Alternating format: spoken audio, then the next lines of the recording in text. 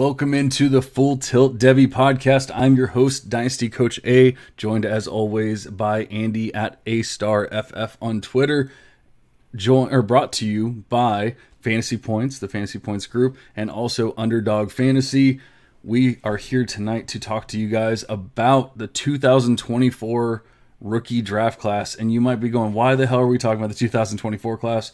I don't know about you guys. In my Dynasty leagues and my Devy leagues, there's a lot of people saying it's time to start trading for those 2024 picks. It's time to start thinking about that kind of stuff. Well, when you're trading for 2024 picks, trading away 2024 picks, you have to actually start thinking about the players that are going to be involved with those picks. And that's what we are here to do tonight. Now, does that mean that this is going to be the final say and these are where these players are going to end up? No, of course not. Things are going to change, but we are starting to see a little bit of movement from these players and a little bit more of a consensus of where they should be valued. And so that's what we're going to be covering tonight.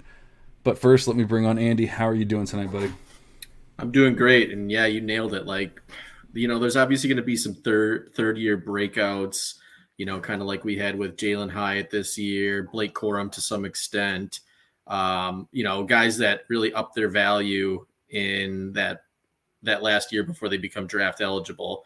But, just taking from what we've seen from the first 2 years of these guys, I think we have a good idea of what the first round is going to look like. And then, obviously in the second round, it's going to start to get a little bit dicey and maybe a little bit of projection on our parts. But it's a good exercise, like you said. So let's, we're going to do it and see what we can learn. Yeah, I think it's going to be fun, and we're going in blind. I don't know Andy's picks. He doesn't know mine. And we're going to have our producer Lucas as the third wheel once again. And unfortunately, he's not feeling very well right now. And so we're going to be doing it by ourselves. And so that's going to make it a little different as well, because throwing a little wrench in there at the end, but it should be a lot of fun. But first, I want to talk about C2C because, man, speaking of Full Tilt, I am at Full Tilt this week. I had the bye last week in my C2C league. This week, obviously I made it through because of a bye, but this week I am struggling to field a team. Like Jahmyr Gibbs probably not playing, Daquan Finn that I've been kind of riding for because I've had some other injuries like Jalen Daniels and Cameron Rising and players like that. Daquan Finn did not play on Tuesday, and I had him in my starting lineup. Like things are not going starting off too hot for week 11 here, or week 12, or whatever the hell it is. I always get confused because it's always a week ahead, and you wouldn't think that +1 would throw me off that much, but for whatever reason it does. Math can be hard. Math can be hard. Did you set your auto subs? Who's your auto sub quarterback? I did. It's Cam Rising. Okay. So I'm just hoping he's going to play. He played last week, but I mean at this point, playing last week doesn't mean shit. So I'm just hoping to God that he's going to play because I don't have another healthy quarterback. Unless some random. Actually, I do. I think I have Brett Gabbert, Blaine Gabbert's brother. So well, that's Maction, so he might be playing tonight or tomorrow. Yeah. Well, unfortunately I didn't set him as an auto sub, so it wouldn't matter anyway. But doesn't matter. Yeah, I don't know. It might end up being a sad and rough week, but I mean, losing Gibbs, Sean Tucker's playing an amazing defense, and that whole offense is just literally falling apart, and it's not looking too good right now. No, I've got Sean Tucker in at least 2 spots in my playoffs right now, and I'm not feeling good about starting him. I benched him. Yeah, I'm pretty sure I did as well. But also, in the program, another one of my C2C leagues I'm in, I have 4 of the top 7 scoring running backs. So it's Blake Corum, Chase Brown, Xavier Valade, and Mo Ibrahim. And all 4 of those guys are playing a top 25 rush defense this week. So it's just terrible. A matchup hell. Yeah, that's no fun. I know the trade pod was last week, but I made a trade last week in C2C after the pod. I traded away Keenan Allen for Deuce Vaughn on the campus side. Well, And that worked so out. I was pretty happy with that when it was all said and Well, done. I didn't need Deuce last week, obviously, but like just I wanted to get the trade done, and now this week I benched Gibbs. I mean, not that I benched him, but he's not hurt, or he is hurt. He's probably not going to play. I don't think they're going to rush him back against Austin P. Like that doesn't make any sense. So I yeah. feel like he's not going to play. And then I benched Tucker, so I really needed Deuce Vaughn, and so I guess when it's all said and done, I'm glad I made that trade. Yeah, that's a good pickup. And I think Keenan Allen will right at the spot too, where like his value is going to atrophy real quick and just fall off a cliff, especially with these injuries he's been having, or that's been in one injury that he hasn't really been able to bounce back from. Yeah. So, And I don't really believe in Deuce Vaughn as far as like an NFL talent. He's just too right. small. Like I love his talent. He's awesome, but he's just too small. But I'm hoping that he goes back for another year. And if he does go back to college for another year, then I feel like I won that trade when it's all said and done. But like, well, I mean, it's definitely not a guarantee right now. No, not at all. But yeah, you're absolutely right. If he goes back to school, which he might, like, there's no, like, I don't think NFL teams are going to be calling for him to like come out and join the draft at this point. So if he doesn't get, if his phone's not ringing, like he's got no reason to go pro. Like he could probably get some more NIL money and just hang around for another year before he, eventually he's going to be in the NFL as like a return man or something. But yeah, he might as well just hang out at Kansas State for a little bit and make some more money if he can and go from there. I completely agree. And if you guys want to make some more money, I I think that you should go to Underdog Fantasy and check them out. Use the promo code Full Tilt to get $100 match to your deposit, and you will go make your pick'ems. And I mean, that's everything you could ever want. Go get a free $100. Wow, I did a really terrible job on this read. Go get a free $100 and make some money on Underdog, and hopefully next time somebody else will do the read because that was bad. But it's not me. Yeah, definitely not Andy. I usually do a better job than that. That was bad. All right. Well, since that was so bad, why don't we take a quick break, and then when we get back, we will dive into a not bad 2024 rookie draft. We got to start talking about Zay Flowers. He's not a big guy, 5'10", 175 pounds, but he has the versatility to play in the slot, out wide. His yards per route runs above 2 yards. He can make contested catches if he needs to, but he's gotten separation on over 90% of his targets. He has a lot of similar traits to other recent late declares in Chris Olave and Devontae Smith. Now, I'm not trying to compare anything Flowers has done to literally one of the best wide receiver seasons we've ever seen from Devonta Smith, but the traits are there, and I don't believe that Olave and Smith are too outlandish of comps. If he does get that day one draft capital, I would consider him early second round, potentially even a late first, depending on landing spot when Dynasty rookie drafts roll around in April.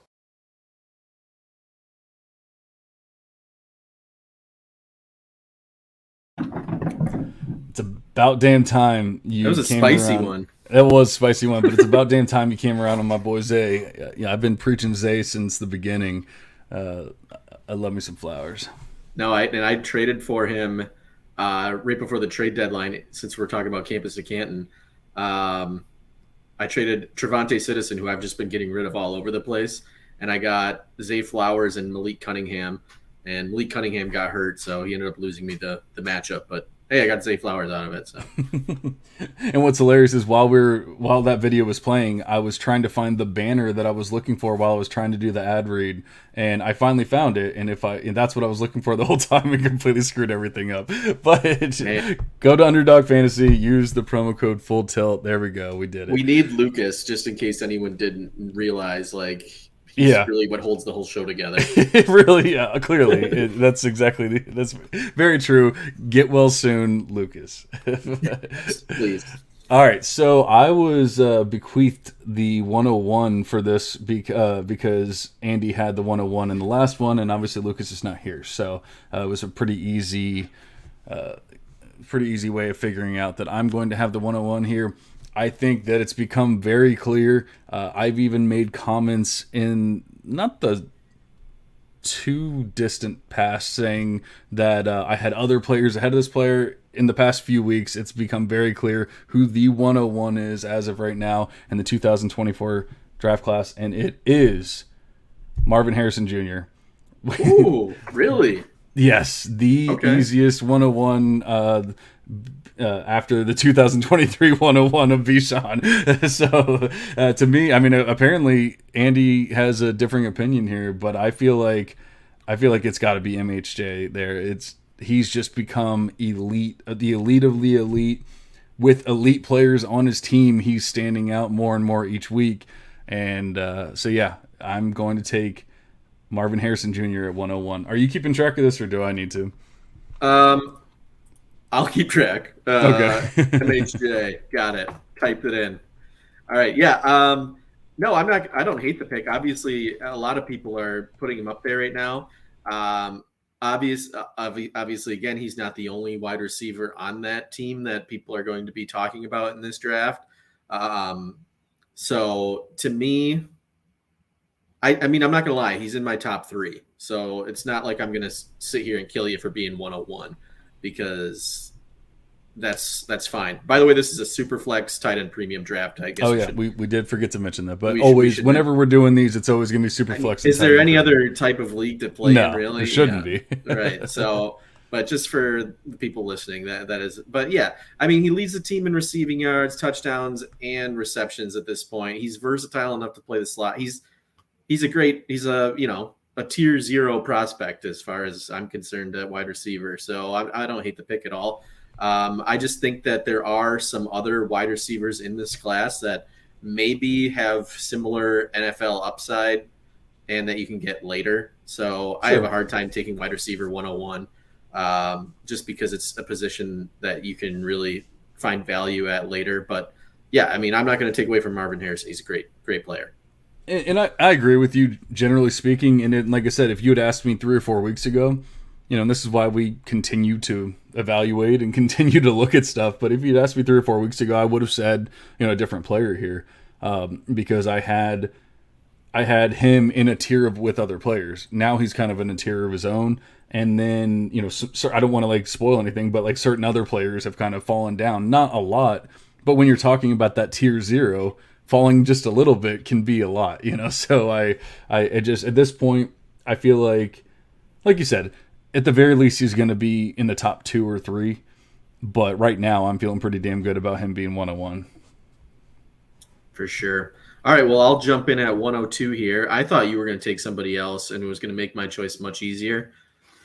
But this is after the last couple of weeks, the race for QB1 has gotten closer and closer. But I'm going to stick with my guns here and take my boy Caleb Williams at 102. Ooh. With the, I think at this point it's going to be splitting hairs between the top 2 guys. I think they've kind of separated themselves at this point. There's 3 I think that we'll probably end up talking about in the first 15 picks of this draft. But I think Caleb Williams right now, he's got the size. He's on the elite program. He's got Lincoln Riley, who we know has developed NFL quarterbacks. The numbers are there. He's got the 8 out of 10.5 yards, adjusted completion percentage at 75%, QBR is 85. You can't complain about the numbers. They're all there. He's athletic enough to, make plays outside the pocket. He's maybe not the best rushing quarterback of the bunch, but, he does enough. So I'll take Caleb Williams at 102. Yeah, I like it. And obviously we see the upside. We all know, everyone knows that he has a tremendous amount of upside, but I'm guessing by taking him here at 102 that you didn't see the last game against Colorado because woof. You can't complete 60% of your passes against Colorado. Come on, guy. He literally went 14 of 26, 268 yards, 3 touchdowns, and an interception against Colorado. What is going on here? Obviously, I don't want to ding somebody too much for one game, and I'm really just giving you crap for your pick more than anything else. But I think that when it's all said and done, there might just be a QB that jumps ahead of him once that time comes. But he is definitely in the mix there, and well worth the 102. And if he ends up being the first NFL pick, when it's all said and done, then that's going to help a lot with that 101, 102, 103, valuation in rookie drafts. And he's probably not going to go much further than that. So I like the pick. Yeah, it was a safe pick. I'll give you that. It is, and I mean, I feel like it's more of the consensus, and like who I would end up taking in compared to him would not be. Although we have talked about him in the past. Man, I'm honestly very torn. I kind of wish that we had Lucas here, or just a third person in general, because I kind of want. I'm really struggling making this decision here. It's literally two players. There's not a third that I'm making up my mind here about, but it's really tough to make this choice right now. I really think that I just need to go ahead and stick to my guns, and I got to take Drake Maye. Like that's my boy. He should be ahead of Caleb Williams. He will be ahead of Caleb Williams when it's all said and done. He should probably be the Heisman Trophy winner this year. Like, he is playing out of his mind. Actually, I just tried to trade for Drake Maye in my C2C league. Like I said, I was having issues with quarterback health and stuff like that, and I sent Chris Godwin and Jalen Daniels and tried to get Drake Maye, and I was laughed at. So that's like, you can see where the value is. Like, he's already skyrocketing. Yeah, and C2C especially, because he's gonna win you this league this year, and then he's gonna come back next year and potentially win your league again on the college side. Right. But yeah, I mean, I couldn't even be mad at the guy, for saying no or for laughing at me. But I was like, hey, like I feel like it's pretty legit. Jalen Daniels, before he got hurt, was putting up 40 points a week, and and then you got Chris Godwin on the campus side, or Canton side. I mean, right? No, and I mean, I had Drake Maye as my 102 here. He's there at the top as well. I mean, if you look at the numbers, he's better than Caleb Williams. He's got better rushing numbers. He's got better QBR. He's got better adjusted completion percentage. He might win the Heisman. I don't know what the Vegas odds are yet, but I think he was, I want to say he was in like 7th, but that was before this past week. So, I mean, he could easily be up in the top 5 now for odds. And I mean, if he just keeps playing the way he's playing, and Caleb Williams was never really in the mix. Like, CJ Stroud hasn't done anything overly amazing. Bryce Young hasn't done anything. Hendon Hooker's had some hiccups, and like KJ Jefferson has fallen off. Like, I don't know. It seems like it really could be Drake Maye when it's all said and done. There's a lot of Bo Nix discourse going around as well. Gross. Hey, he's having a hell of a season, but the thing is, the Heisman is like, can you really give it to a team like quarterback for UNC? They're not going anywhere. But same thing with Oregon. Yeah, I was gonna say, can you give it to Oregon? No, can you give it to a Pac-12 team? Right. I mean, if it were me, it's like I'd just give it to Bryce Young again, because he's basically carried Alabama to whatever they're doing. Yeah, unfortunately, it doesn't seem like it's that kind of trophy. Like, it's not like the how much did you actually matter for your team. It's the how prolific were you, how amazing were your stats, like that kind of thing. It's the best and if that's the player. Yeah, and if that's the award, it's Drake Maye. It's Drake Maye, guys. No, I would not be mad if he did win it. So yeah, 103. I think that's good value at this point. The same thing with my Caleb Williams pick, and I just have a tough time drafting quarterbacks in Devy anymore, because it's such a fool's game, I want to say, because value can just plummet in a heartbeat with these guys. But as of right now, yeah, I think it's pretty easy to say Caleb Williams and Drake Maye, top 3 picks. Everyone wants to use the North Carolina thing as like, a deterrent for like wanting to draft him and everything. But it's not like North Carolina has all of these studs, around them or anything. There's obviously a great player in Josh Downs, and maybe even a couple other players that you'd be like, okay, yeah, they're good enough. But like, we're not sitting there going like North Carolina's going all the way, and they're stringing Drake Maye along. It's like, no, Drake Maye is like elevating this team. And I mean, they're winning games that they probably shouldn't be winning because of Drake Maye. So I don't know. I just feel like he's that level of player to where it's not going to matter. It was a very tough decision, but I stayed on brand on this one because I feel like I'm just gifting you 104. I know what you want me to say too. And right now I have him there as my 104, but as like we're here live, I'm like, maybe I'll just throw a little wrench into my picks here. And I even wrote here, like, this guy might be my RB1 with a few more solid games. So whatever, we're on a pod. It doesn't count. So I'm going to go ahead and take Rocket Sanders at 104. Ooh, wait, a week ago it was I'm not sure about Rocket Sanders, and now he's at 104. Hey, but you know, like, I'm not even giving you crap. Like, that's how quickly some of this stuff can change. Yeah, and this is definitely, you know, my biggest miss of the offseason. And like I said, he unfortunately might be my RB1 with a few more solid games, but he's already like 1,100 yards on the season, efficient enough in the second level with over 2 breakaway yards per attempt. And then he has the receiving floor too at 19 catches on the year already. If he ends up being like a Derrick Henry that can catch, I mean, good Lord, like, what do you want that on our team? That's going to be insane in the NFL. But I mean, I understand that that's kind of a pipe dream and it probably won't happen, but I mean, that's what could happen, right? He's not that big, is he? What is he, like 6'2", 2? I mean, he's let's look it up, because I didn't think he was like, you're talking about Derrick Henry. I mean, that's my baby, first of all, but like, that's, you know, you're talking about 250. I don't think he's 250. All right, he's not that big. He's tall though. He's 6'2", 230. Yeah. Yeah, I mean, he's a big boy. I'm not trying to detract from your statement there. He's definitely a big boy, and I love what I'm seeing from him. And he was a receiver in high school, right? Like, exactly. I mean, he easily has the receiving ability. Like, that's not a question. We've even seen it in college. So, like, I'm not really worried about any parts of his game.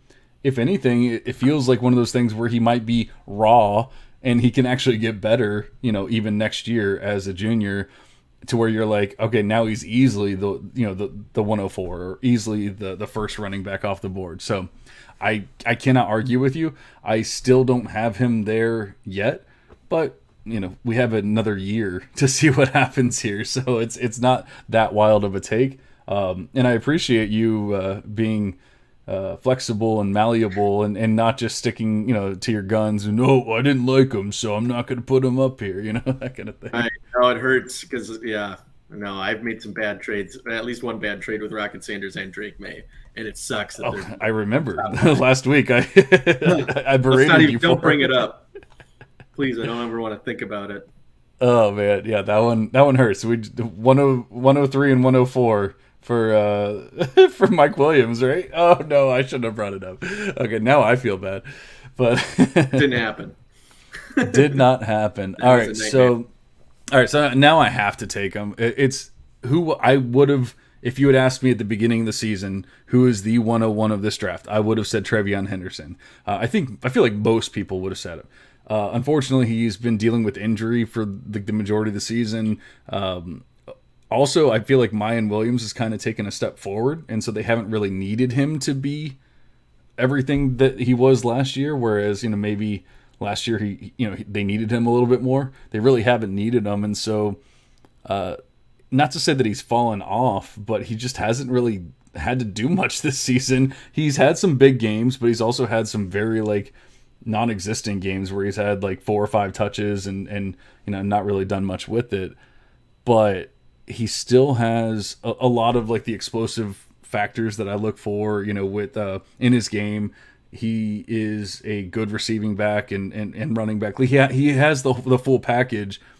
It's just that we're dealing with like an injury plagued season, unfortunately. So he has dropped for me, but he hasn't dropped out of the first running back spot yet.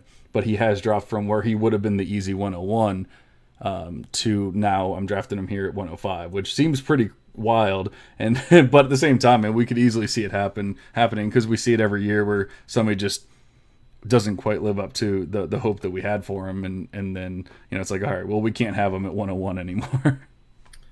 Yeah, and like I said, when I did this typing up for what we were I had him at, you know, my 104 as well, but it's a pick you're making purely off what we saw last year, right? So we hope that he can return to that form. And, you know, there's injury concerns here, so it's kind of like this year doesn't really count. And Mayan's definitely going to go pro, so that really only leaves Dallin Hayden on the roster to contend with. I don't think anyone's worried Dallin Hayden is going to take Travion Henderson's workload. But, Dallin Hayden, to his credit, has played pretty nicely this season for a true freshman. But Travion Henderson is that dude. We haven't seen the huge breakaway, 90-yard runs and receptions that we saw last year. But those will come back, once he's healthy. And like you said, they've got Mayan Williams who's making these big plays anyhow. So, maybe he gets his number called once they start playing some big games, because the Big Ten is just an absolute hellscape right now with nobody to play a competitive football game. So they're going to play Michigan in a couple weeks. Maybe that's a game where, they have to rely on him more. And then obviously if they do end up going to the college football playoff, then those are also big games. But it's, if we're going purely off what we saw last year, he's easily a top 5 pick. So I think you got to do it. Yeah, and in my model, I look at everything. I look at the best season, the average of the seasons, the total, production, all that kind of stuff. And even when you're looking at like the points per touch, like PPR points per touch average for him, which is looking at last year and this year, he's still in that elite level. So like, even though he's having a lower year, that just shows how good he was last year. That he's still at like Bijan's level for PPR points per touch. He's still ahead of Bijan. And not to say that Bijan is like the only one that you can look at here, but like, obviously we love Bijan. He's the 101 next year, yada, yada. He's still ahead of him in big time run rate for, even though we're looking at all, at a combination there of the 2 seasons. So yeah, it's not perfect. It's not, we would love for him to be fully healthy and everything, but when you have that kind of year, it's going to take another bad year next year for me to be like, all right, I'm out on this guy, Yeah. And if that happens, then we can be out on him. But at this point, we got to go off of, he was the number one running back recruit as well. And then he goes and has that season. So yeah, it's too early to, say he's done right now, especially given the injury concern. Exactly. He was too good. This isn't like Tank Bigsby levels. Like, oh, he was okay. Yeah. No, he was too damn good year one to be like, all right, we're out now. Like, give it. If he's out, or if he's still doing the same thing in week 4 of next year, then okay, he's off my list. That kind of thing. Right. Then it might be time to start selling for what you can get. But where we're at exactly. And you probably still could get something, but yeah. let's hope that that's not going to be the case. No, and I don't think it will be. Agreed. So who are you going to take here at 106? And hopefully you're still keeping track of all this. I got them all written down so far. So I'm going with the other Ohio State wide receiver at a little bit of a discount here from the 101. At the 106, I'm taking Emeka Egbuka. Still has over 50 catches on the year, over 800 yards, 8 touchdowns. He's also versatile. He can play the X receiver, although he's primarily a slot. And he's more of the yak receiver on this team. And just like Marvin Harrison, he still has over 3 yards per route run. He's still in the top 2 or 3 for yards per team pass attempt in this class out of all Power 5 receivers. So, yeah, Emeka Egbuka, of course, everyone, wants, Marvin Harrison Jr., they think he I don't know what shows up on tape that makes him so much better than Emeka. I couldn't speak to that. I'm not a tape guy, but Emeka Egbuka, to me, like on paper, they're close enough to where I would take him at a discount more than I would like to pay up for Marvin Harrison. Yeah, and I cannot hate on that at all. I had Emeka Egbuka ahead of Marvin Harrison Jr. as of like 4 weeks ago. So it's just that in the past 3 or 4 weeks, it seems like it's just become like Marvin Harrison's team, and like Emeka is almost like a secondary character there. And that was definitely not the case at the beginning of the season, and especially at the end of last season. And obviously, Emeka's had his big games, and it's a small sample, so like it could easily go back to where they're either splitting, or Emeka has a big week, Marvin Harrison Jr. has a big week, that kind of thing. But I'm with you; like they're both very good, and they're both going to get drafted extremely early. I love both players, but I do feel like Marvin Harrison Jr. is kind of taking over So that's why I'm willing to take him at 101. I don't think I'm willing to take Emeka at 101 at this point, So, No. But I'm perfectly fine with taking him at 106. I think that's going to be a great pick, and I love the player. Like, he is an elite talent For sure. And this wide receiver class, it's not bad. I think it's a little bit better than what we've got this year, honestly. But after the first couple, I would say it's not as deep as what we have this year. So yeah, it's maybe more top heavy, right? And exactly. The elites are maybe a little bit more elite, but then I feel like there's definitely a lot more depth in the 2023 class, at least as of right now. Obviously, and that's one of those players things, could jump up and right. And make a case for. Exactly. That's what we're talking about. Like, there's going to be those third-year breakouts that we just don't even – they're not even on our radar yet, but, we'll see them next year. Although I feel like, at least for my rankings, the majority of the players that are up pretty high in my first or second round of the 2023 class were already in my ranks, already, like, everything, like, they were already up there. They might not have been, like, 100% established, but they were up there. The only one I'd really say that you could, like, really say is Jalen Hyatt. Yeah, Jalen Hyatt. Yeah, I mean, that's really it. So, obviously there's always going to be some players, a Jameson Williams, a Jalen Hyatt, yada, yada, but there shouldn't be like 8 players, No. It should be like 1 player, maybe 2. And so if we're thinking that way, then we have to assume that as of right now, the 2024 class is not nearly as deep as the 2023 class for the wide receivers, at least. Yeah, I think that's a safe assumption. Although, I mean, I do like some of these players, and we'll get into them more in like the second round and everything. So I do like some of these wide receivers, they're just not quite the same level so far as the 2023 class. So I know we're starting to hear a lot of people talking about, the 24 class is better, and it's like, man, once again, maybe it's more top heavy. I love Drake Maye. We love Caleb Williams. We love Travion Henderson, Marvin Harrison Jr., Emeka Egbuka, and then some of these other players we're going to get into, but that doesn't make it a better class. That just means there's some studs, Right.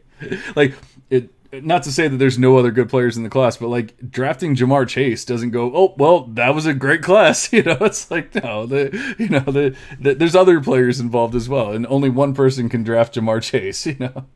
Yeah, and I said it in our Discord chat today. I was like, man, I just looking at this class, I'd rather have a mid 2023 second than like a later 2024 first, just because once you get towards the end of the first, early second here, that really sort of drops off, and we'll get there obviously. We need to do a separate pod just about this kind of like talk, because I feel like I could talk for hours on that kind of stuff, because there's so many Devy, Dynasty, whoever people just want to be like, all right, I've heard the 2024 class is great. I'm going to go get some 2024 picks. And that's great. I'm not saying don't do it, but you got to do it at the right cost, the right whatever. And people don't think about the fact you still have to wait 2 years. And if you're like, oh, well, it's always going to accrue value, that kind of thing, like you still have to wait for it to accrue value.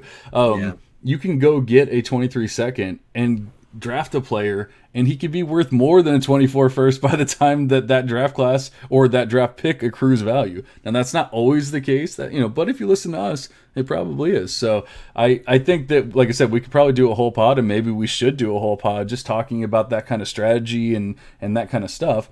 And it doesn't always mean that you should trade a second for a first and that kind of thing, but there's definitely some times where it makes a lot of sense, and we could talk about that more in the future. Yeah, for sure. All right, let's get back on track. Where are we at? 107 here? I think it's you. Yes, back on track. Honestly, for me, you took my top 2 running backs. We've taken the top 2 QBs, and I do not have another QB in that top tier, which might be a hot take for some. I'm perfectly fine with that being a hot take, and perfectly fine not caring. But I think that there's one more player in the top tier for me, and it's Xavier Worthy.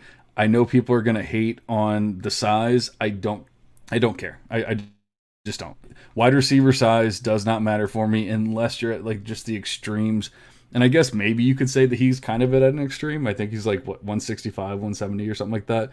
But he's just too good. And I don't want to like ruin other picks and stuff like that. But there's other players in this draft class that I feel like are kind of falling off, and yet I feel like Xavier Worthy is still kind of like moving forward, or at least looking pretty good.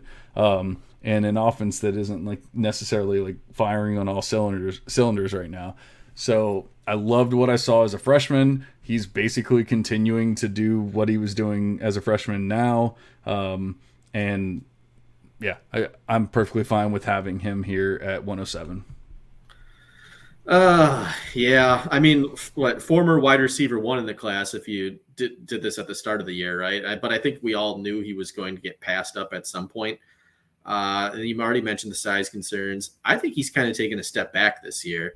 It's not like he definitely has not taken a step forward. I'll give you that much. But I feel like if you think about the context of the team, like they didn't pick their starting QB until like week 1, basically. And then the starting QB gets hurt for a couple weeks, 3 or 4 weeks, whatever the hell it was. So it's just like there's a lot of like tumult with the team. And so I don't know that we can necessarily blame him, but at the same time, I don't want to sit here and like make excuses for him either. He's definitely not taken a step forward, but I feel like he's continued being a very good player in that offense.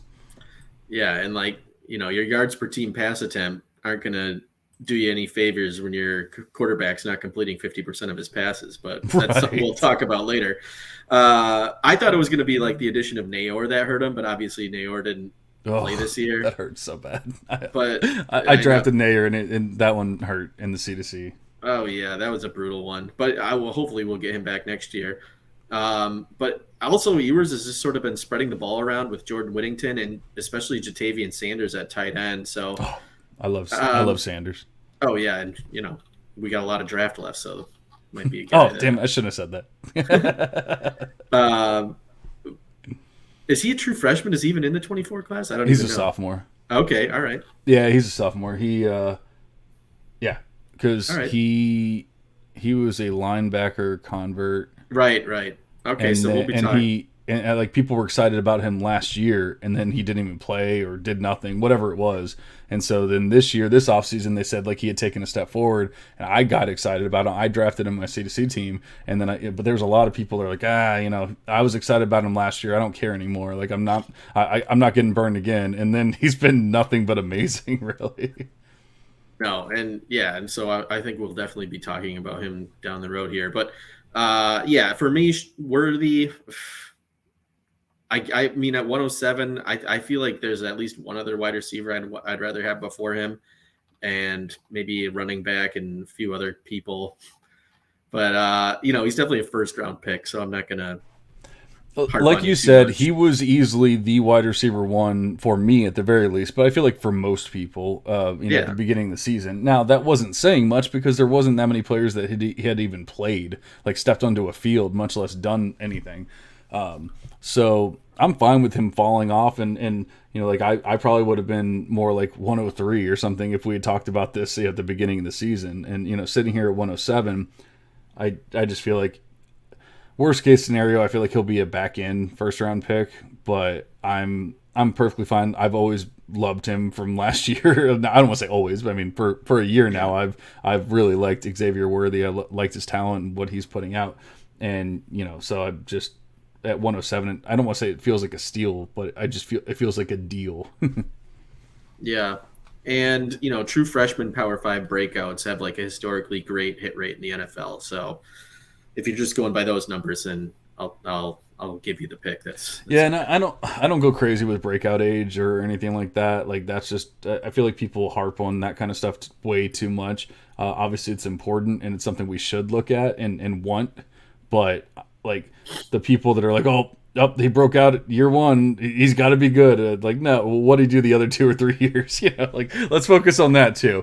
And like I said, he hasn't taken a step forward, but he hasn't taken a step back as far as I'm concerned. Maybe the offense or the team has taken a step back, or maybe not taking the step forward that we've wanted. But enough about my 107. What are you doing at 108? All right, I think you kind of pigeonholed me here because I have one more wide receiver left in this tier or in this, before we have a large, massive tier break. So I'm going to take Oregon's Troy Franklin.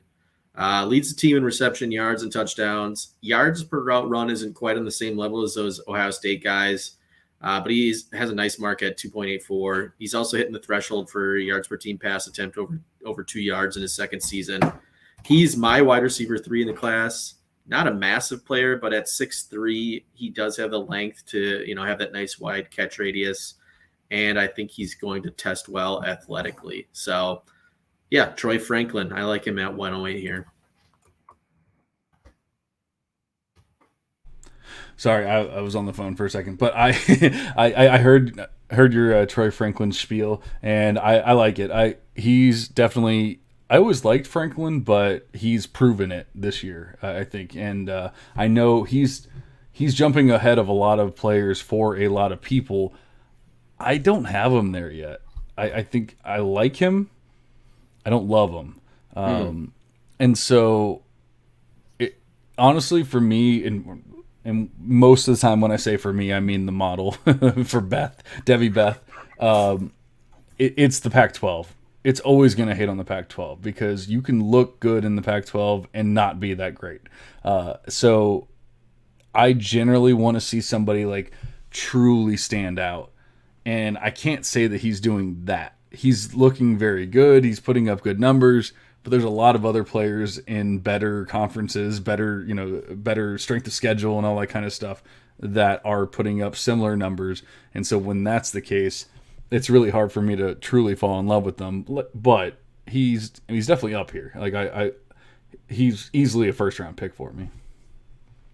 All right, I'll take that. I mean, I like there's other guys in the Pac-12 that I think a lot of people might draft over him, but I mean he's had a good season. I know the numbers aren't spectacular, but in the constructs of Oregon's offense, like there's nobody else that's really catching the ball at like any sort of significant rate on that team. So, I mean, if that's what we're looking for is just like, yards per team pass attempt, wide receiver dominator, stuff like that. He's standing out in my opinion. Yeah, I was trying to bring it up real quick to see where he's at for all that kind of stuff. Did you already talk about it while I was on the phone? Well, I just mentioned like his yards per team pass attempt was above 2. I think it's like 2.5, something like that. And then his yards per route runs 2.84. So like things that I look at, that are maybe more like simplistic, but I generally like to see a higher yards per reception than a 13.9 from him. And so, like that just it doesn't explain all. I mean, obviously there's other explanations or other excuses of why a player might have that 13.9 yards per reception. Like, it could be a bad quarterback. It could be a bad offense, like things like that. But generally when I see that kind of stuff, I start thinking a less explosive player, like somebody that's not going to be like overly athletic, like that kind of thing. And that might be me taking a lot from one very simple stat, but that's just how I look at it. And that's how the model looks at it. It's like, it's not going to completely knock them off the charts or anything like that because it's one metric. And I don't make my determination off of one metric, but then you look at, he averages 82 yards per game. Like that's good. That's not great. And once again, we're talking about the Pac-12. Like, I just want to see more 2.8 PPR points per touch. We're talking about players like Jalen Hyatt 3.1, Ja'Cory Brooks 3.7, Marvin Mims 3.5, Brock Bowers 3.5. Like those are like more of like the elite players. I'm not seeing elite with Troy Franklin yet, and so that's my whole point. But once again, I like the player. I'm not trying to hate on your picks or anything here, but I just don't know if I'd be taking him at 108. All right. Well, I think we disagree on our wide receiver valuation here, but that's I think we do too. And like I said, I want to give you credit. I've heard a lot of people loving on Troy Franklin, so it's not just you. So either I'm going to be on an island by myself here, or I'm going to be like a late bloomer, and in a few weeks I'll be like, oh, Troy Franklin, he's the 108, easy.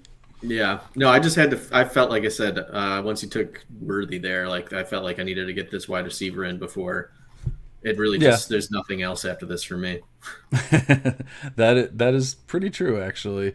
So honestly, I'm right there with you, and this lends to your point about like the depth of the draft. I feel like we're kind of we're almost a tier break. We're at the last player of a tier for me, and it's Brock Bowers. I'm going to go ahead and take him here. It's just, you don't get too many tight end prospects like him. I don't go crazy with the tight end prospecting. In fact, I didn't even used to like actually have tight ends in the model. I ended up throwing him in with the wide receivers just so I would have like actual stats and have an idea of like where they are. Brock Bowers is my wide receiver 7 in the model. So that just goes to show you he's a tight end and he's the wide receiver 7 overall in the Devy model. Like he is a stud. We were just talking about yards per reception. He has 15.8 yards per reception. That's what you want. And he's a tight end. You don't want 13.9 in the Pac-12. 3.5 for PPR points per touch and 2.59 yards per team pass attempt as a tight end once again on not a great team. So I love everything that I've seen, whether it's actually watching him, which I have done a decent amount of in the SEC, or just what he's everything that's highlighting here in the model. Like he looks like he's going to be like the next big thing for tight ends. Yeah, and not even his like receiving numbers. His yards per team play is almost at 2 yards. They scheme him up in the running game. He's having like 80-yard rushes sometimes. Obviously, the size concerns. I think he's listed at 240 now, though, so I don't know if that's even a concern anymore. Yeah, I keep hearing about the size concerns, and maybe it's because I didn't really care. I didn't even know what his size was until I saw 240. But I'm like, 240 is not insane or anything. No, it was like at the end of last season, I think he was listed at like 225 or 230. Okay, maybe that's why. But now, like 240, I'm like, okay, well, that's fine. And he'll probably still put on another 5-10 pounds before he gets the NFL. But yeah, I mean, he can be schemed in the running game. He's obviously amazing catching the ball, super athletic. He could be the fastest player in the field at any given time. So, I get the Kyle Pitts comps. He's basically a wide receiver. Like you said, he's a wide receiver in your model. And then you got the premium scoring here. So he's just, gets that extra bump just because of his tight end designation. Yeah, honestly, I forgot about the tight end premium, but like I just got this steal of the draft right here. Like everyone, go vote for me. We're gonna put a poll up at the end. Go vote for me because I just stole this draft right here. Brock Bowers, 108, 109, whatever the hell. 109. Doesn't matter. I just won the draft. That's all that matters. And I was gonna take him too, but I wanted to get my wide receiver. And now that I know that you poo-pooed all the Troy Franklin, I should have just. You should have. I would not have taken Troy Franklin. So, no, I know. Yeah, you should have easily taken. Well, you live, you learn. But I mean, that gives me my 110 a little easier as well. So I will take Will Shipley. Definitely, I think the top-rated receiving back in this class. He's improved his reception market share to over 12%. Backfield dominators closing in on 70%. And aside from some of the freshman wide receivers over there at Clemson, he's basically the only one on offense doing anything. Like he almost willed this team to the college football playoff despite poor quarterback play and everything else. We talk about size. He's also sitting at 5'11", 205. So he's not massive. He's going to get those, smaller receiving back comps, which is fine. I think he's definitely going to be an NFL contributor, whether or not he's an every down back in the NFL.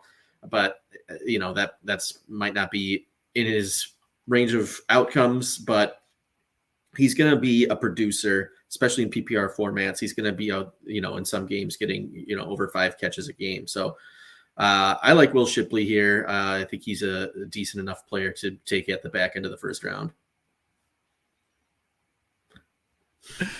Yeah, I agree there. I like it. He's my next running back. I asked my wife to bring me a drink. She's here bringing me a drink. But what's hilarious is she didn't know what I was drinking, so she brought like 3 different bottles of whiskey and was like, "Wait, what were you drinking?"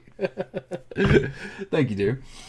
That's service with a smile right there. I'm actually crying. I'm watching the OC. Oh, the OC. Man, yes, we're talking about football. She's watching the OC. All very important stuff. But back to the draft. We are going pretty long here. This might be a long pod. Yeah, we're gonna speed around the second. Yeah, round. we'll speed. Yeah, we'll do the speed round for the second round. But for this next one, and honestly, I do feel like there's a pretty big tier break after Brock Bowers. I like Shipley. I don't know that he's in that same tier as those top 8 players that we had talked about before that. But he is, he's, like I said, he's the next running back for me. Speaking of the next running back, I'm going to go ahead and take Braylon Allen. I think that I had him much higher. He's another player that I was hoping was going to take a step forward, and he truly hasn't. So that kind of sucks, but you would probably know more than I would here. Wisconsin just sucks. They're just not great. There's a lot of tumult going on with the team. And like I said, maybe you can answer this question more than I can. What's going on? Because I see a lot of the same things in Braylon Allen that I saw last year that I liked, yet it just doesn't all seem to be working out. Yeah, so the big breakout yards, his yards per carry are obviously down this year. But if you're just going on a yards per team play, he's actually improving this season. And that's kind of what I look for in when I'm doing my running back reviews, I guess, before I'm going into a draft. So he has improved, and I don't know what's going to happen. They're obviously going to change coaches at Wisconsin at the end of the year. I think they're going to keep Jim Leonard, who's been the interim. But I've heard rumors that he may be a transfer candidate to a place maybe perhaps Michigan to fill that Blake Corum role. I hope that's not true as a Wisconsin fan, but that's something that could potentially happen. As a non-Wisconsin fan. Yeah. My only thing with Braylon Allen is he still doesn't have that receiving floor. It's very true. But I'm also the biggest Derrick Henry fan, so if I see somebody similar, and I'm not even trying to compliment or anything like that, but I see that explosive giant guy, and I love it. I just fall in love with it. I can't help myself. Yeah, no, he's another big boy. So yeah, I don't mind the pick there either. And I'm just going to move right along here to the 112, and I think, I got to do it. At the back end of the first year, I'm going to take Quinn the Mullet, Quinn Ewers. His QBR is, it's bad. It's under 70, not great. Few games now with under 50% completion. We assume he's going to be the starter next year. Hopefully he gets Nayor back. Obviously gets Jatavian Sanders back and Xavier Worthy. You got to think that they're going to improve. He's just too much of a great prospect out of high school to really pass up on here at the 112.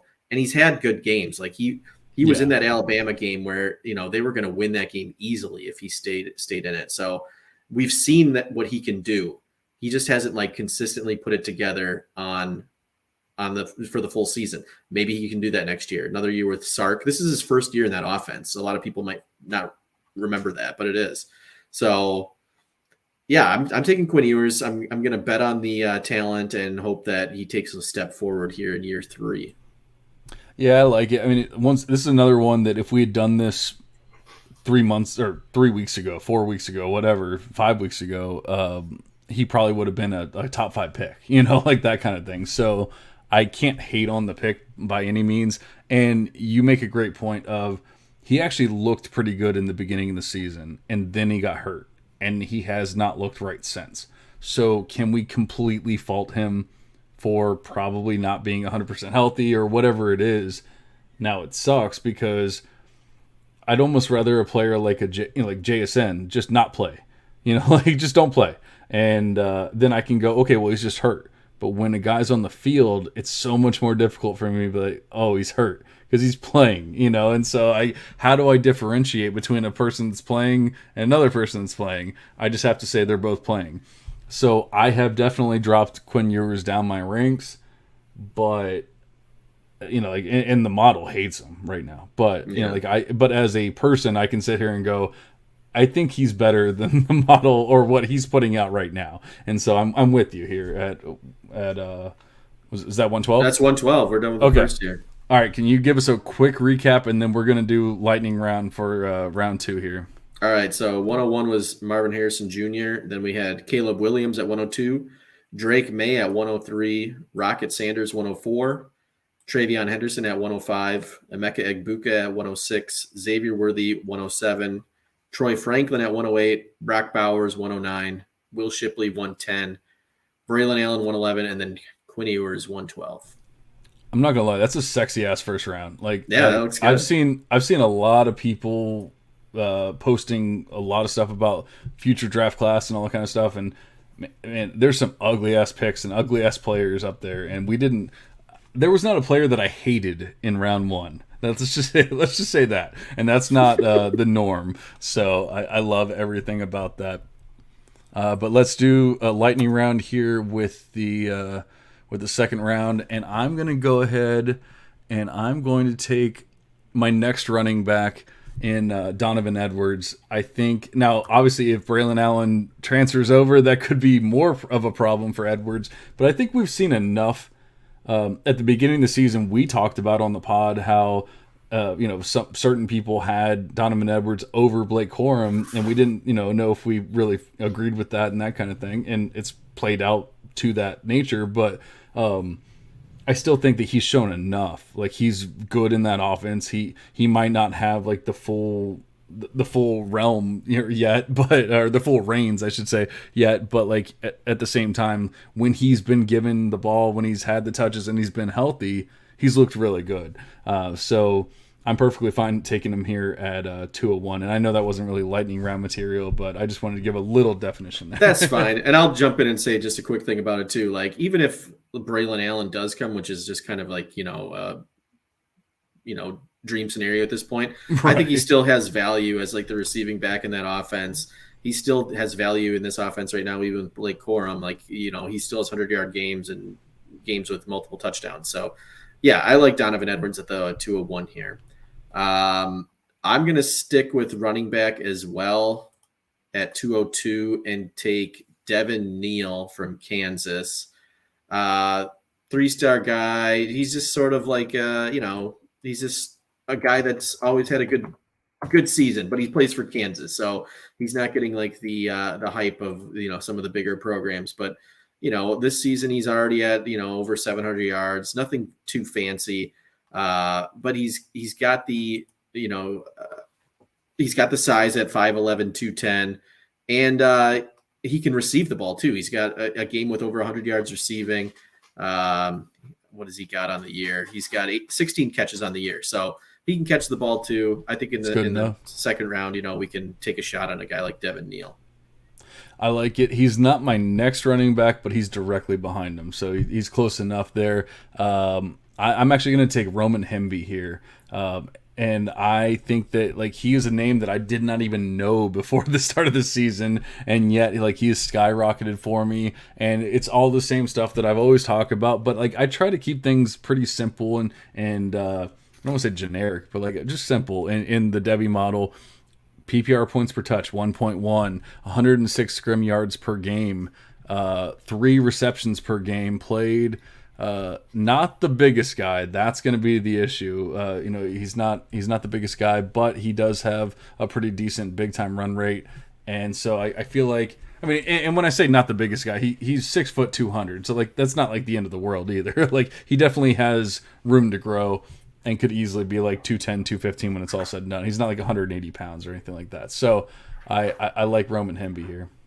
Yeah, I like him too. He's got that receiving ability that you obviously love to see. So I think I don't think anyone knew who this guy was at the beginning of the year, but now he's on all sorts of radars. So I like the pick. I'm gonna stick with running back again, I think. And no, I'm not. I'm gonna switch it up. I'm gonna take Jatavian Sanders. Ooh, okay. I love the pick, but yeah, I wasn't ready for it, but I love it. No, I have him on here. Like, and I second guessed myself. I was like, is he a true freshman? Well, that's why I asked you earlier. But no, he's having a solid season, and I think he's like, if people are paying up for Brock Bowers, you got to steal with him at 109. But the reason I kind of let Brock Bowers slide in this draft is because I know I can get Jatavian Sanders later. And I think he's just as, I don't know, you can't say he's as good as Brock Bowers, right? Because the numbers aren't there. But he's having a solid season this year. He's got over 500 yards, 5 touchdowns, which obviously for a tight end is a great season. Super athletic, big, 6'4", 250.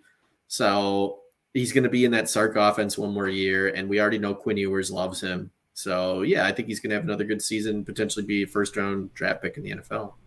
And you were talking earlier about Brock Bowers and Kyle Pitts like levels. Like he might actually be like Kyle Pitts athleticism levels. Like he's pretty wild with the athleticism, and that's why I started falling in love with him. I'm like, dude's big. The coaches are talking him up, and and he's athletic as hell. Like, what's not to love? And especially at the time, I was like, and Quinn Ewers is a stud. So I'm like, what's not to love? And honestly, like he's been very good, and Quinn Ewers does actually love him. Like he targets him quite a bit. In fact, he had more targets and receptions than Xavier Worthy this past weekend. And I don't think that was like the first time or anything. I'm pretty sure that's a somewhat common occurrence at the very least. But yeah, I love that pick. We're not doing the greatest with the lightning round, but I've been drinking, and I'm not. We're doing the better greatest with the lightning round. So. So there's one other running back that I still have here, but he hasn't played the majority of the season, so I don't feel like I can draft him here. So I'm going to leave him for now. I'm not quite ready to take my next QB, so I'm going to go ahead and take my boy Ja'Cory Brooks, Bama. He's probably it's a Bama receiver. He's going to be drafted in the first round. Maybe you can't say that he's been like looking amazing this season, but you can't say that about the Alabama offense at all. And you can easily say he's been the best wide receiver on that Alabama offense. And there's 4 and 5 star studs, or what were supposed to be studs, on that team. So I give Ja'Cory Brooks, a pretty nice boost because of that. I love everything I've seen. I know some of the film grinders, like my co-host Aaron Wilcox on the Devy Devotional. He grinds the film, and he says that he sees some like lackadaisical nature, and like stuff like that on certain routes, and he doesn't always make the best cuts, and he's kind of awkward and whatever. I'm like, you know what? Like, what about the fact that he's targeted 16 times in a game, and things like that? I love Ja'Cory Brooks. It seems like Bryce Young is starting to figure out he loves Ja'Cory Brooks, and I think when it's all said and done, he's going to be a stud. I'm taking him here. Yeah, I don't mind the pick because, like you said, it's the Alabama receiver. I just worry like there's nobody in that receiver room that's really going to be the wide receiver 1 next year. I think maybe Malik Benson, the JUCO guy coming in, or maybe the transfer portal. But yeah, I mean, he's the best wide receiver in Alabama right now. So getting him in the second round seems like a good enough value. I agree. But moving on, I am going to take a receiver as well. And it's a guy we mentioned on this episode. It's multiple times already, and it's Texas's Isaiah Nayor, who I believe will be back next year. I mean, don't get me wrong, I love it. I love the player, but that injury hurt me so bad, and the fact that he's going to be a super senior, like that, all that just killed me. But I love the player, so I'm not trying to deter you from the pick. I just I feel like it's spicy. So is he a super senior? I'm pretty sure he got. Okay, I could have swore. 19, I'm pretty sure he's a super 19, senior. 20, 21, 20. Yeah, you're right. So he'll be a super senior next year. But man, he's such a good season at Wyoming, like just almost like off the charts, obviously. I love Isaiah Nayor. Like, I think he's an amazing player, but he's going to be a super senior. Teams, people, everyone's going to discount him because of that, Yeah, no, but he's going to be in that Sark offense. If he has like ridiculous video game numbers and Quinn Ewers can get his shit together, then he could be a steal in the second round. And we're talking in the second round, so once again, I'm not hating on it. I love the player, so it's just, man, it's so tough with the super seniors. It really is. I got you. You're right. All right, so that is going to bring me to I feel like kind of like another tier break here. And man, I don't really truly love any of these players, So I'm going to go ahead and take JoJo Earl, another Alabama wide receiver. And I think that he hasn't shown all that much, but obviously it's been more for like injury, related than anything else. I think he can easily take a step forward. But we have seen some flashes from him this season in like the 2 or 3 games that he's been back. He was obviously a high prospect, a high star prospect, and everything. And then he came back like week 1 of. I didn't think he was going to play at all this year, and then he ended up coming back in like week 8 or whatever it was, and looking pretty good. Now, not Ja'Cory Brooks level. Obviously, I would have taken him ahead of him, but I think he's right there.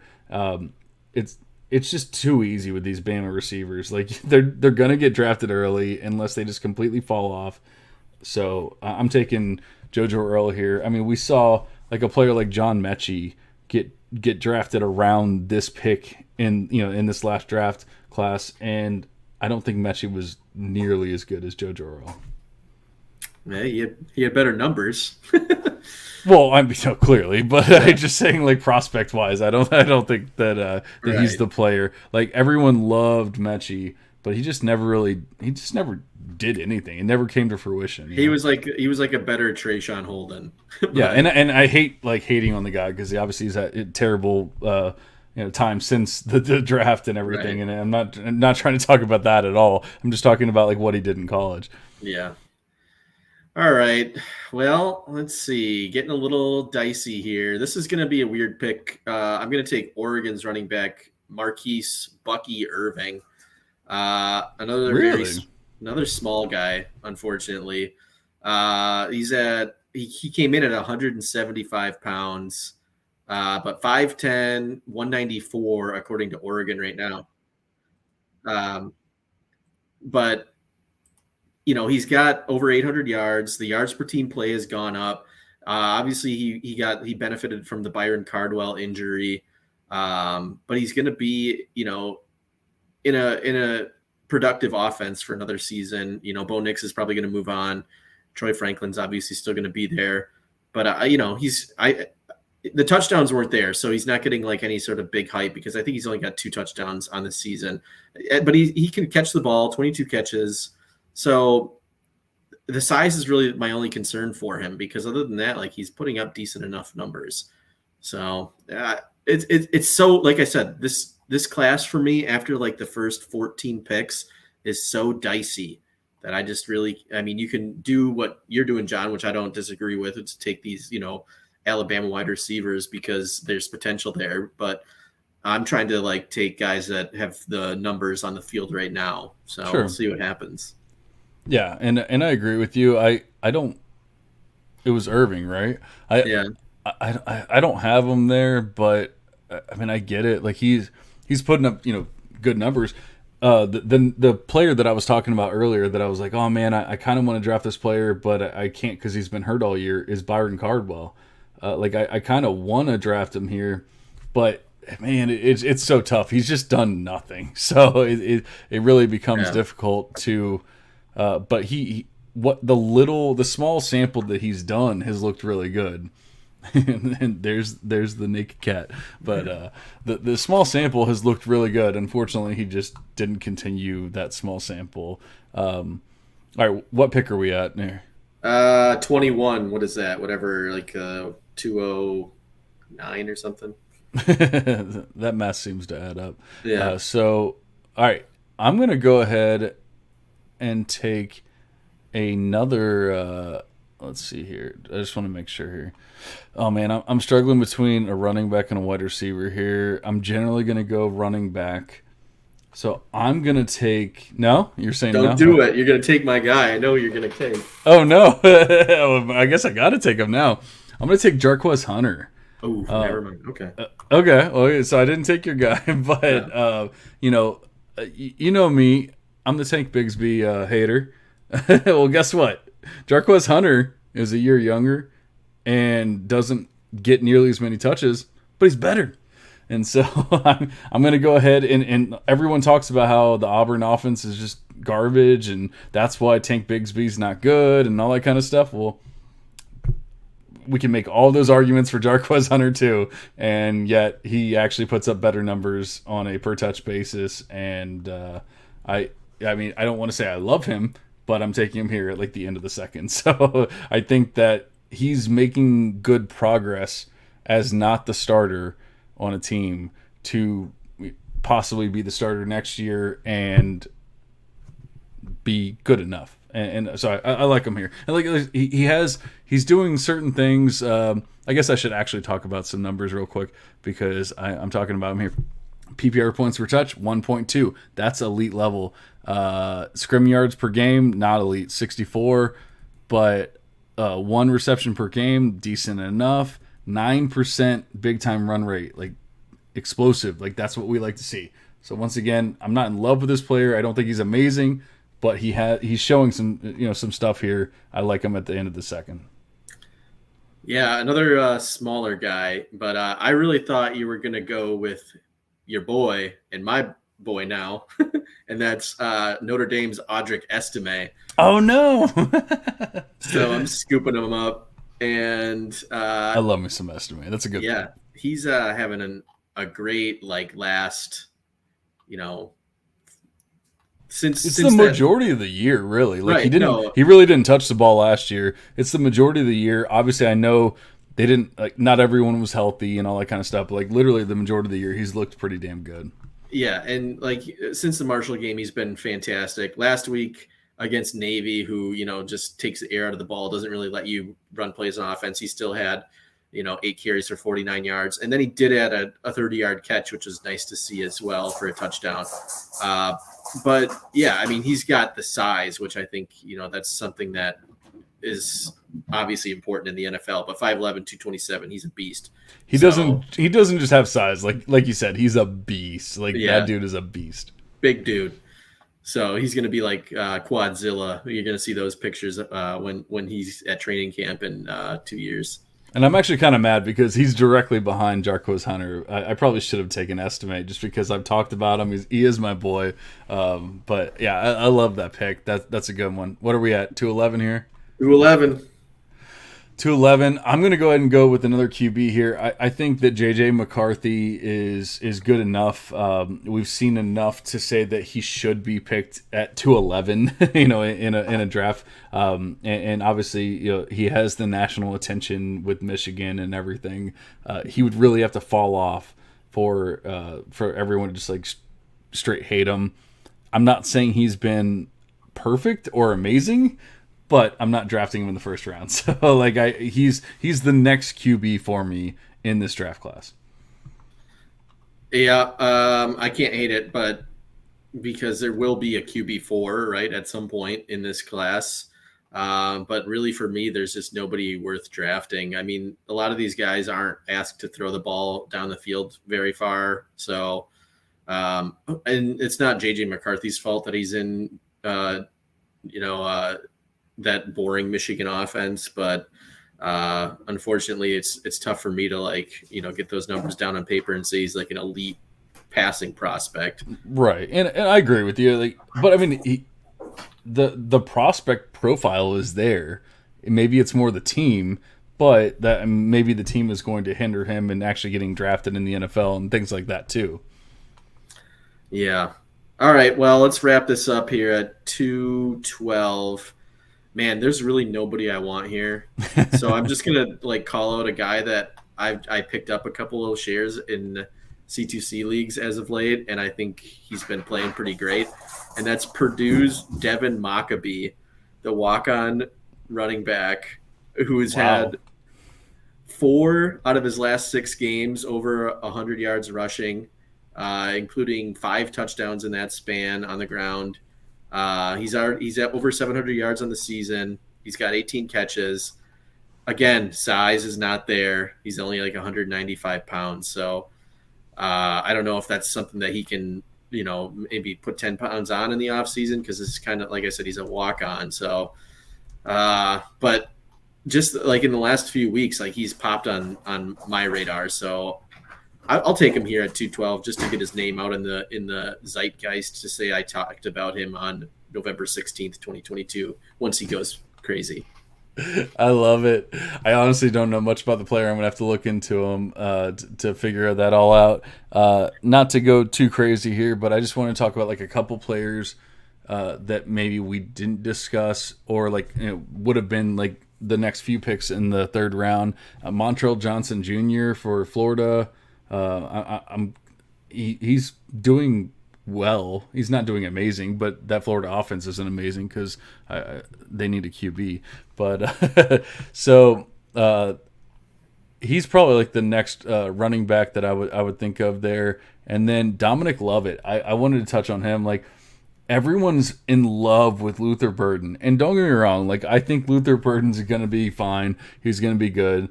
I don't know if he's going to be elite, and people still have him as like the wide receiver one in the class, like the 2025 class. Well, guess what? In the 2024 class, there's a guy that's absolutely dominating Luther Burden, and like, I didn't even know much about him, before the season started, but like, he's moved up into my tier 4, 5, something like that. And that might not sound great, but like, I do like mini tiers. So like tier 5, tier 4, tier 5 is still pretty good. Like, that's where I have some of the players like Zay Flowers and Evan Stewart, like those kind of players. So they're still pretty damn good, and he's right there, Dominic Lovett. So I don't think he gets enough love. Yeah, I actually had him rated higher than the guy I took at 212. So he was actually my next guy on the board. So if we were doing this for real, I would have taken Dominic Lovett. Ooh, that would have been sniped. Another couple guys I want to mention, Aronde Gadsden for Syracuse has looked really good this season. And then we didn't mention Anthony Richardson.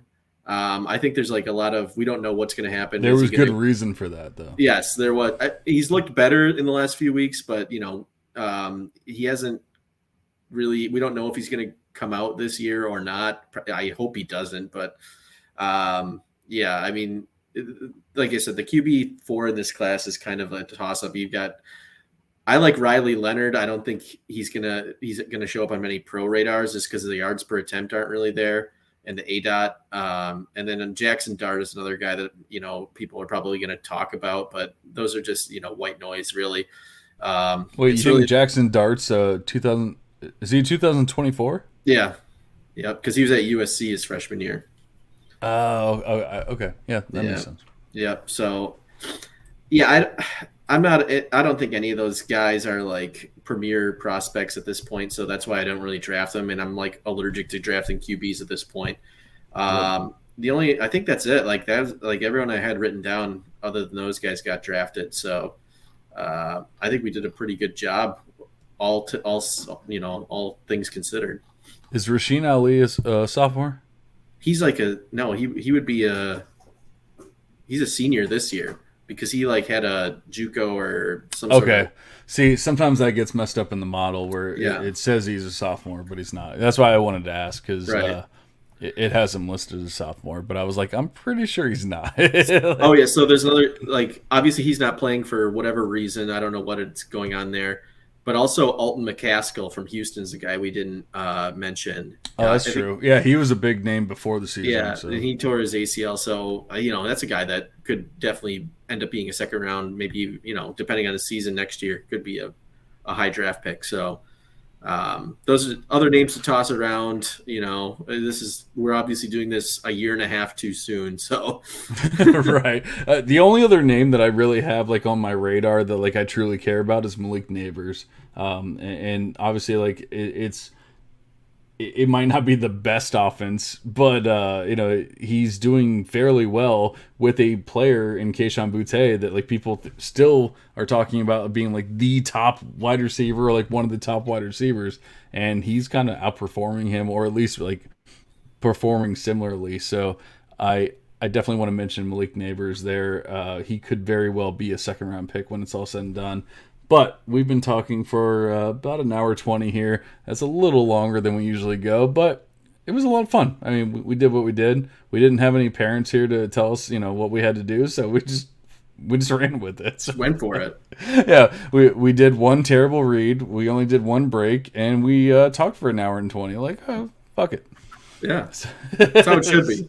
That's exactly. So, thank you so much for listening, and thank you, Andy. There was a lot of fun. I do kind of wish we had the third input with Lucas. I miss Yeah. Lucas. I hope he feels better soon. But Yeah, get well soon, Lucas. but also, I really love this draft. Like, I don't feel like, once again, I even through 2.5 rounds or whatever, I don't feel like there was any players that I truly hated, and for that, I appreciate you, Andy.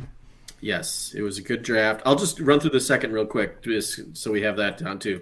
So Sure. it was Donovan Edwards at 201, Devin Neal 202, Roman Hemby 203, Jatavian Sanders 204, Ja'Cory Brooks 205, Isaiah Nayor 206, JoJo Earl 207, Marquise Irving 208, Jarquez Hunter 209, Audric Estime 210, JJ McCarthy 211, and then my meme pick at 212 was Devin Maccabee, or if you want to say Dominic Lovett. It was Dominic Lovett. You got to check out Devin Maccabee, man. He's going to be on everyone's I do. radar I here. honestly know nothing. I need to probably get. I think I've said it before, but like what usually happens when I don't know a player, it's because I don't have their conference. So like I'll have everything else, but I won't have their conference in the model. And then as soon as I add the conference in, it goes and it spits everything else out. So I probably need to actually add the conference for him, and then I'll have all of his numbers. But I'm interested to see what happens with that. But let's go ahead and get out of here. It was a lot of fun. We'll be back next week with something else. I don't know. Andy's the one that comes up with it, so I kind of just play along when it's all said and done. Andy, do you have anything else to talk about before we get out of here? No, that's it.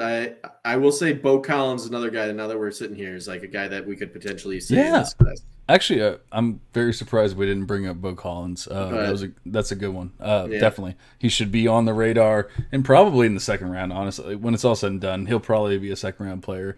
He's just on a terrible offense. Like that's all that really boils down to. I love the player. I don't love the offense, but. Thank you for listening. We will be back next week, and make sure you check out Andy's Devy recap or college football recap when it's all said and done. Tuesdays. Tuesdays. Is there a time or just? I mean, usually Lucas drops them in the morning, and then they're on the podcast feed and on YouTube. So it's that's the nice thing, because it didn't used to be on the podcast feed. It's now on the podcast feed, and I listen to it every time. It's tough for me to always get over to YouTube and do all that while I'm at work, but I can easily listen to a podcast while I'm at work. So make sure you check it out, whether you are looking at the visual, looking at the audio, whatever it is. Check out that, because he's doing a lot of good work there. And hopefully you enjoyed this 2024 rookie mock that will never change. This is exactly lock it in, draft like this in 2 years, and you will be happy. But we'll talk to you soon. But for now, we're cashing out. See you guys. See, this is what happens when Lucas isn't here. I said see you guys, and then I lost the intro.